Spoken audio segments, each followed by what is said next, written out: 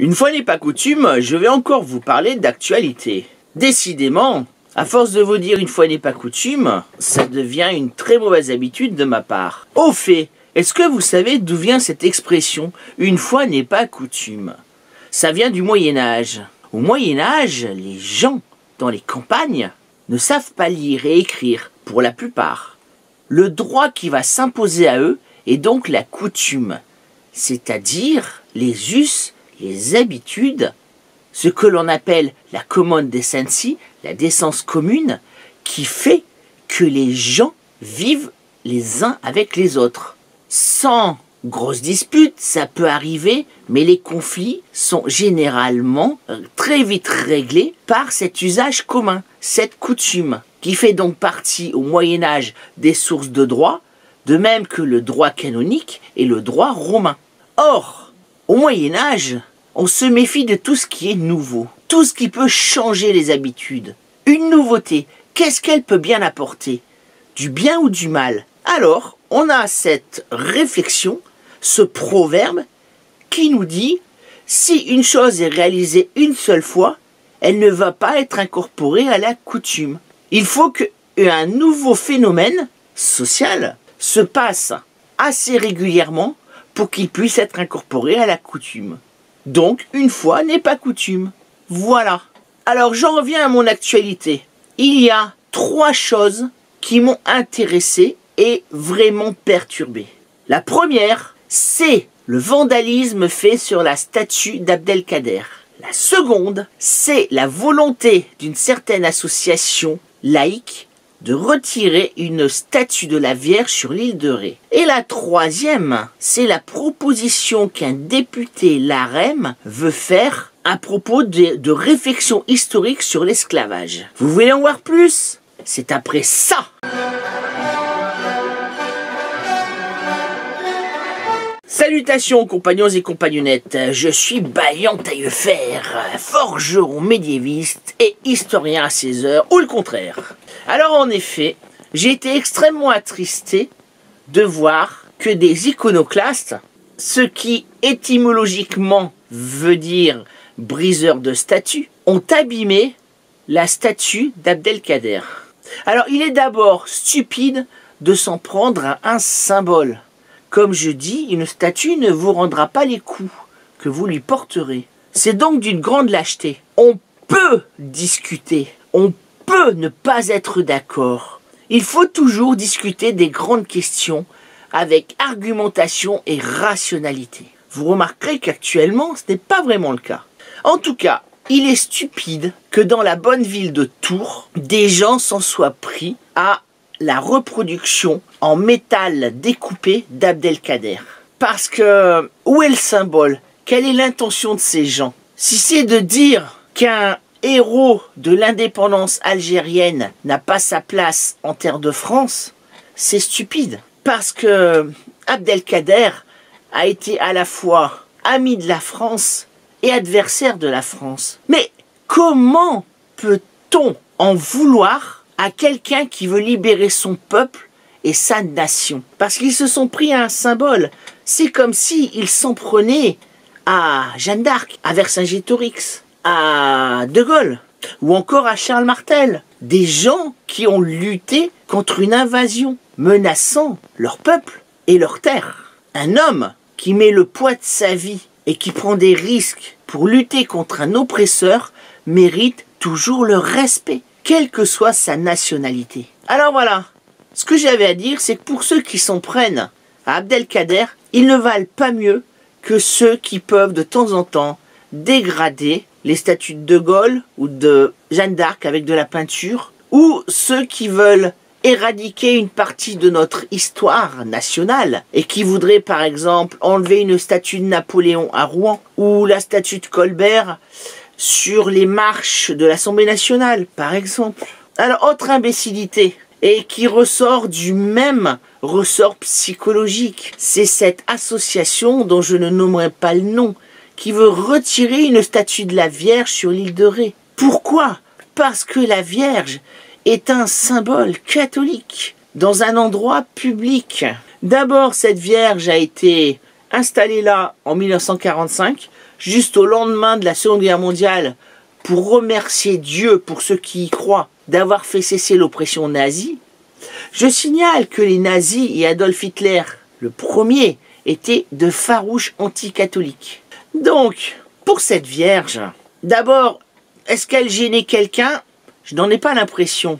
Ensuite, je signale à ces charmants messieurs que l'Europe, la France, qu'on nommait, il fut un temps, fille aînée de l'Église, même si aujourd'hui la France est une nation laïque, et c'est très bien comme cela, que chacun puisse s'exprimer et y vivre sa foi et sa religion en toute liberté et sans être menacé, ce qui n'est pas le cas dans d'autres parties du monde, sur n'importe quel continent que vous alliez. Donc, bien que la France soit une nation laïque, je signale que la France a connu quasiment 2000 ans de chrétienté. Que trouvez-vous au milieu des villages français? Non pas des synagogues, non pas des temples hindouistes, non pas des mosquées. Vous trouvez des églises chrétiennes, que cela vous plaise ou non. Vous ne pouvez pas effacer 2000 ans d'histoire d'un coup de baguette magique. Ce n'est pas possible. Et il y a des gens qui ne sont pas d'accord. Alors j'ai cru comprendre que ces gens qui sont organisés par département dans leur association n'arrêtent pas de voir quel monument affreusement catholique ils pourraient rayer de la surface de cette bonne terre de France. Qu'allez-vous faire ensuite? Vous allez enlever toutes les croix que vous trouvez sur les chemins de terre ou au détour des routes dans les campagnes? Ensuite, vous allez raser les églises des villages? Vous allez ensuite vouloir démonter brique par brique ou pierre par pierre toutes les cathédrales de France? Je pense qu'il y a beaucoup mieux à faire, qu'il y a suffisamment de misère ou de gens à aider qu'à s'intéresser à des monuments qui ont été érigés par nos ancêtres, par ceux qui sont aussi vos ancêtres, même si vous pensez ne pas vous prévaloir d'eux. Ensuite, que dire? Un député LaREM veut proposer un texte de loi qui lutterait contre des atteintes ou des récits qui tendraient à minimiser l'importance de l'esclavage. Alors ici encore, j'ai l'impression que certaines associations sont derrière ce futur texte de loi, qui passera ou qui ne passera pas, je n'en sais rien. Toujours est-il que l'esclavage, c'est quoi l'esclavage? Alors tout de suite, on pense effectivement au commerce triangulaire où des marins français, anglais, portugais, espagnols ou hollandais allaient acheter des esclaves en Afrique, du côté du Sénégal, et allaient ensuite les revendre dans les colonies du Nouveau Monde, c'est-à-dire l'Amérique centrale, l'Amérique du Sud et l'Amérique du Nord, pour faire fonctionner les plantations de canne à sucre ou les plantations de coton, et qu'ensuite ils revenaient avec ces denrées alimentaires ou ces matériaux qu'ils revendaient en France, en Angleterre, en Espagne et dans la plupart des pays européens. Alors certes, cet esclavage a été abominable. C'est presque un crime contre l'humanité, n'ayons pas peur des mots. Parce qu'il y a énormément de gens qui ont souffert. Et énormément de gens qui en souffrent encore dans leur psyché, dans leur mémoire. Mais, alors je tiens à le dire tout de suite, je suis le premier à décrier, à vilipender et à maudire cet esclavage des Noirs qui a été fait par des Blancs. Et je ne supporterai pas que quelqu'un puisse revenir sur cette question. Néanmoins, en plus de 2000 ans d'histoire connue, il faut bien savoir que tous les peuples, quelle que soit leur religion ou quelle que soit leur ethnie, ont été tour à tour esclavagistes ou esclavagisés. Si vous voulez des exemples, il y a l'esclavage des Noirs par les Blancs, il y a l'esclavage des Noirs par certains pays musulmans durant tout le Moyen-Âge, il y a l'esclavage des Noirs par les Noirs eux-mêmes en Afrique, puisque les tribus qui se font la guerre prennent des prisonniers, les transforment en esclaves et les ramènent ensuite sur les côtes de l'ouest de l'Afrique pour les vendre à des Blancs, bien sûr. Mais il n'y a pas que ça. N'oublions pas que depuis l'Antiquité, des Grecs ont lutté contre des Perses et qu'ils ont fait de leurs prisonniers des esclaves, que des Perses ont enlevé des Grecs, qu'ils en ont fait leurs esclaves, que les Égyptiens ont mis en esclavage le peuple juif, que les Romains ont pris des Germains et des Gaulois pour en faire des esclaves, que les Gaulois ont mis des Germains en esclavage, que les Germains ont mis des Gaulois en esclavage, que les raids des Scandinaves, des Danois, que l'on appelle vikings lorsqu'ils ont traversé la mer, ont écumé tous les villages des côtes et même les villes à l'intérieur de l'Angleterre, de la France ou d'autres pays européens, qu'ils ont tué des habitants, mais qu'ils ont ramené des esclaves aussi chez eux, en Scandinavie. C'était de l'esclavage de blancs par des blancs. Il y a aussi les Magyars qui, lors de leur raid, en France et ailleurs, ont pris des esclaves aussi.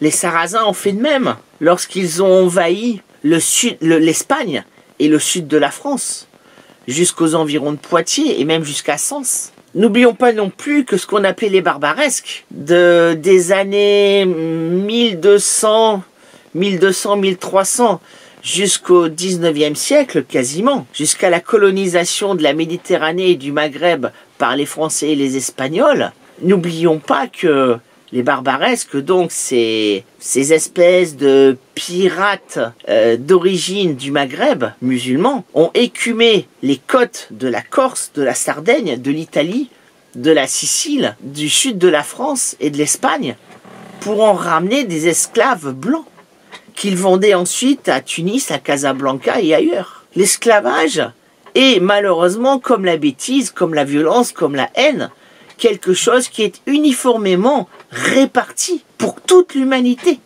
quelle que soit son ethnie, quelle que soit sa religion. Je tendrai quand même à dire que le message du Christ voulait justement libérer les esclaves. Ce qui, j'en conviens, n'a pas toujours été fait par la religion et surtout par l'Église catholique. Mais alors oui, tout le monde a été esclave de tout le monde. Et aujourd'hui, si ce texte passe, ça veut dire que tout ce que je viens de vous dire là, en parlant de tous les esclavages qui se sont faits en plus de 2000 ans d'histoire, est-ce qu'en parlant de la sorte, un jour, une association qui écoutera mes vidéos ne pourra pas saisir un juge et dire « Vous voyez, Bailliant Taillefer, lorsqu'il parle de l'esclavage de un tel par un tel, qu'il ne reste pas sur l'esclavage que nous jugeons principal, c'est-à-dire l'esclavage des Noirs par les Blancs, dans les colonies, est-ce qu'en parlant de tous les esclavages, il n'a pas tendance à restreindre cet esclavage-là? Et dans ce cas-là, je pourrais évidemment, si cette loi mémorielle est passée, moi-même, mais beaucoup d'autres, me retrouver devant un tribunal, simplement pour évoquer la véracité et l'honnêteté de l'histoire mondiale. C'est-à-dire que dire la vérité, sur des événements qui sont passés quelques centaines d'années ou 2000 ans en arrière, reviendrait à aller contre la loi. Alors évidemment, je ne sais pas ce que vous pensez d'une telle loi mémoriale qui pourrait voir le jour. Personnellement, je suis complètement contre. Chacun a le droit de dire ce qu'il pense sur un fait historique, sans, bien sûr, en déformer les propos et sans avoir une intention malhonnête ou une intention haineuse, une intention de propagation du racisme par exemple. Une réflexion. Aujourd'hui, je vois des gens qui habitent dans de très beaux appartements, des centres-villes, des grandes villes françaises, à Paris, à Lille, à Toulouse, à Lyon, à Marseille, et j'en passe. Des gens qui sont des progressistes, qui ont l'humanisme chevillé au corps. Des gens qui seront les premiers à dénoncer l'esclavage des temps passés. Ce que je fais aussi moi-même. Mais des gens qui ne se rendent pas compte que quand ils ont une petite fringale à minuit ou à 1h du matin, qui ont la flemme de prendre leur scooter et d'aller faire 300 mètres pour aller à la pizzeria ou au McDo du coin, vont faire travailler des jeunes qui peuvent être français ou parfois étrangers en situation irrégulière et donc qui vivent dans la peur. Ils vont faire travailler des jeunes à vélo ou en scooter qui vont prendre tous les risques pour venir leur livrer leur petite pizza ou leur petit McDo ou leur petit sushi à 1h du matin, et cela pour un salaire de misère. Eh bien, toutes ces belles personnes qui ont l'humanisme chevillé au corps et qui sont les premiers à participer à des manifestations contre l'esclavage, contre telle ou telle discrimination, ne se rendent pas-ils compte qu'ils vont travailler les esclaves d'aujourd'hui? Parce que quel est le statut social et quelle est la perspective d'avenir? Quel est le salaire vraiment mérité pour ces gens qui travaillent pour ces applications et qui sont toujours en auto-entrepreneurs et non pas salariés comme ils devraient l'être. Comment appeler cela autrement que par une nouvelle forme d'esclavage? Deuxième chose aussi, petit point de détail, les grandes familles qui ont pratiqué l'esclavage, on les connaît. On sait qu'elles vivaient dans les centres-villes de villes comme Rennes, Nantes, Angoulême, La Rochelle, Saint-Malo, Brest, Vannes, Lorient, donc des ports, j'en passais des meilleurs. Ces gens-là qui avaient pignon sur rue, ces grandes familles bourgeoises qui ont réalisé leur patrimoine sur le sang de l'esclavage, ces grandes familles ont eu des descendants qui ont fait fructifier l'argent de la mort, l'argent du sang, l'argent des esclaves. Et aujourd'hui, on les retrouve où, ces grandes familles?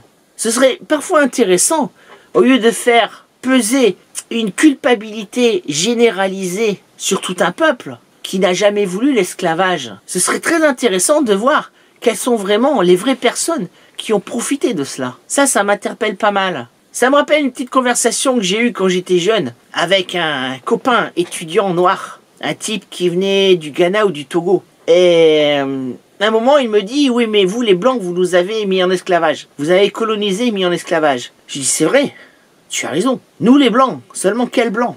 Je lui dis, tu sais ce que faisaient mes ancêtres? Quand tes ancêtres, dans les années 1780, 1820, étaient mis en esclavage ou colonisés, que faisaient mes ancêtres à moi? Ils travaillaient dans les mines du Nord-Pas-de-Calais. Ils travaillaient soit en tant que petits agriculteurs qui menaient une vie de misère pour des grands propriétaires terriens, ou alors ils travaillaient dans les mines ou dans les usines sidérurgiques. Il faut remettre les choses dans leur contexte et savoir qui a fait quoi exactement. Personnellement, dans ma famille, personne n'a eu d'esclaves. On a utilisé l'esclavage des Noirs et personne n'en a retiré de l'argent. Au contraire, mes ancêtres, ceux des 18e et 19e siècles, ont été eux-mêmes mis dans une sorte d'esclavage qui ne voulait pas dire son nom. Je vous laisse avec toutes ces pistes de réflexion, d'essayer de comprendre notre époque et d'essayer de mettre en contexte ce qui s'est passé auparavant, sans préjugés, sans malhonnêteté, toujours en argumentant. J'espère que cette petite vidéo vous aura plu.